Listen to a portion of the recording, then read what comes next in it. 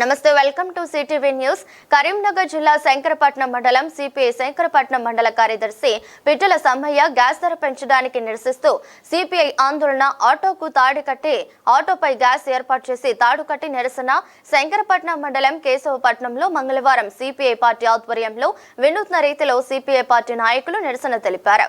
కేంద్ర ప్రభుత్వం గ్యాస్ ధరను 50 రూపాయలు పెంచడాన్ని సమస్యలపై భారం అవుతుందని సిపిఐ మండల కార్యదర్శి పిట్టల సమ్మయ్య ఆరోపించారు. ఆటోపై గ్యాస్ సిలిండర్ ఏర్పాటు చేసి తాడు కట్టి అంబేద్కర్ విగ్రహం నుండి బస్టాండ్ వరకు సిపిఐ నాయకులు తాడుతో లాగి నిరసన తెలిపారు.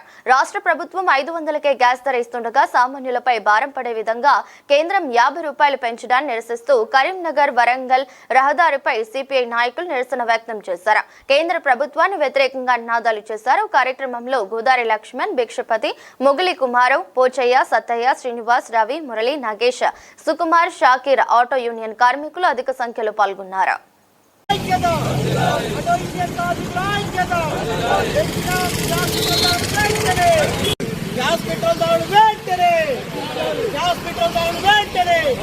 నరేంద్ర మోడీ వైఖరి, కేంద్ర ప్రభుత్వాల వైఖరి, కేంద్ర ప్రభుత్వ వైఖరి. సిపిఐ సిపిఐ ఐక్యత, కార్మికుల ఐక్యత, కార్మికుల ఐక్యత. కేంద్ర ప్రభుత్వం చేసినటువంటి నిన్న రాత్రి పెంచిన గ్యాసు, పెట్రోలు, వంట గ్యాస్పై కార్మికులను అన్యాయం చేస్తూ కార్మికులకు నడ్డి తీరుస్తూ ఈ గ్యాసు, పెట్రోల్ ధరలను పెంచి అధిక భారాన్ని పేద ప్రజలపై భారం మోపినటువంటి కేంద్ర ప్రభుత్వం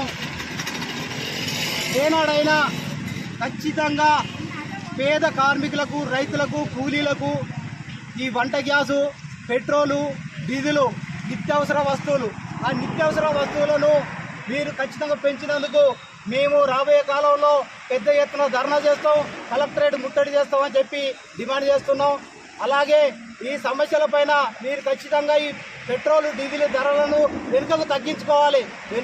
వెనుకకు తగ్గించుకొని ఎడల పార్టీ పక్షాన, కార్మికుల పక్షాన, రైతుల పక్షాన ఖచ్చితంగా ధర్నాలు చేసి కేంద్ర ప్రభుత్వాన్ని గట్టెక్కించేంత వరకు మేము ఊరుకోమని చెప్పి డిమాండ్ చేస్తున్నాం. అలాగే ఈ సమస్యలపైన నరేంద్ర మోడీ గారు మీరు ఏం చేస్తున్నారు? ఆదాని, అంబానీకి తగలబెట్టినటువంటి ఆస్తులను బాగా పేద ప్రజలపై భారం మోపుతున్నారు. జిఎస్టీలు పెంచుతున్నారు, పెట్రోల్ ధరలు, డీజిల్ ధరలు, వంట గ్యాస్ ధరలు పెంచుతున్నారు.